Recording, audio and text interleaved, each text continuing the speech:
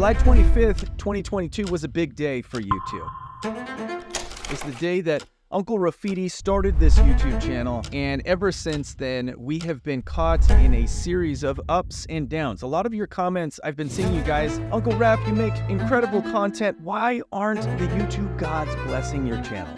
I've asked myself the same question over and over again, because I feel like I make pretty good content. I feel like I touch on topics that a lot of people are interested in. But what I've realized is that the majority of the content that I produce, 24 to 48 hours, maybe 72 hours after launch, falls off of a cliff. And I know a lot of you guys have been experiencing that as well, because I've talked to you about it in the comments. This is something that is common among YouTubers right now in 2024 that wasn't common in 2021. When we used to run content in 2021, the decline window on content was a lot longer. Meaning it might be a little bit longer to ramp up views, but it would also be a lot longer to decline views. And I'm going to show you some examples here in just a second. I'm going to break down some of the things I've been seeing on my channel, so that way you guys can have some ideas and some advice and just some good takeaways that you can implement and incorporate into your content strategies moving forward, so you can avoid this stuff as well. One of the resources that I want to point you to that I watched when it first came out is this video by my buddy Brian G. Johnson. It's called "Why the YouTube Algorithm Won't Suggest Your Video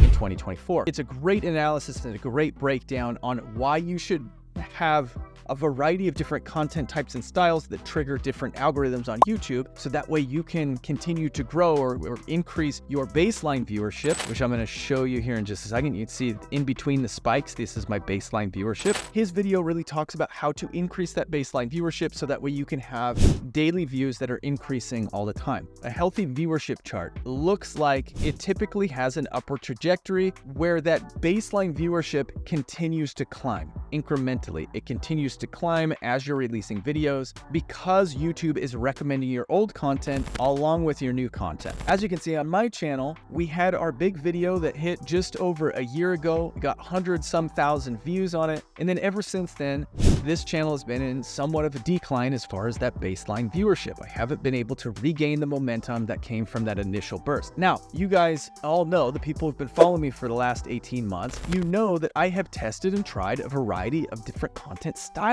on this channel, simply because I'm a YouTube strategist. I want to try new things. I always want to see what kind of an effect my content will have on my personal YouTube channels. I want to test things out. I want to try things out. I'm going to also show you a YouTube channel that was built in a very healthy manner, and you can see the difference between the two different strategies that each channel took. First, I want to break down the strategy that I've had on this channel. Is it right? Is it wrong? I don't know. It just is. But I've been at almost 10,000 subscribers for almost the last year. If you look at my content, and especially the most popular content, I've really leaned into dark, speculative, conspiratorial type of content. You guys can see that here. A lot of you have been interested in that storytelling. A lot of you have been interested in my research and in the experience that I've had. The majority of my viewership is coming from browse feature. 90% of my viewership is coming from browse feature. Now, we know that YouTube is constantly switching out what is put on the home screen, what they're placing in front of people. And if you truly understand that browse features is dedicated towards finding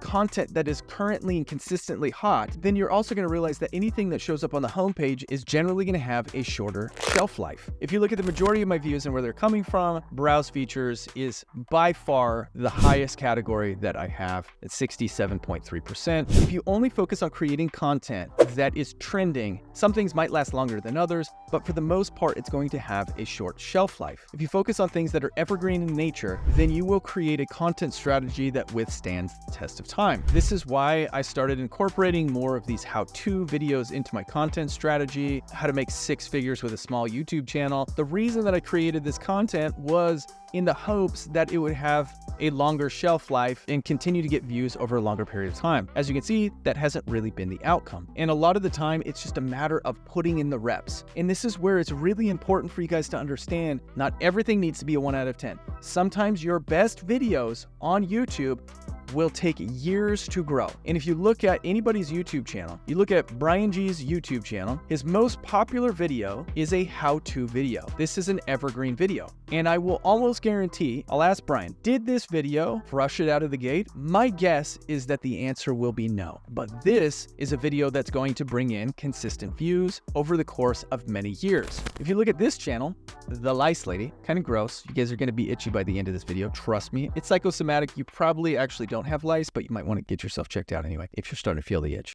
If you look at her most popular content, how to remove head lice eggs, knit and lice picking. Look at all the head lice on these heads. That's gross. Actually, I made all of these thumbnails back in the day, and I photoshopped head lice into their hair. So this is not real. Most of these are not real. There's some of them that are. Let's see if I can find one. This one was real. I'm going to show you the back end of this channel here in just a minute. But the point that I want to make is that if you're only chasing 1 out of 10 videos that end up on the homepage, you're probably going to see more of your videos fall off of that cliff. If you're chasing evergreen content, there's a high likelihood that those videos are going to be 8, 9, 10 out of 10 when they first release. But over the course of the next year or 2 years, you will start to see those videos climb. Let me show you the back end of this channel. Now, I know what you guys are thinking. She only has 14,700 subscribers on this channel. It didn't really blow up. That's okay. For the sake of just understanding what I'm talking about, I want to show you what has happened over the course of the last number of years. In the last 365 days, she not only hasn't posted any content, but her channel has consistently gotten over 1,000 views every single day. And that's because the content strategy that we used on this channel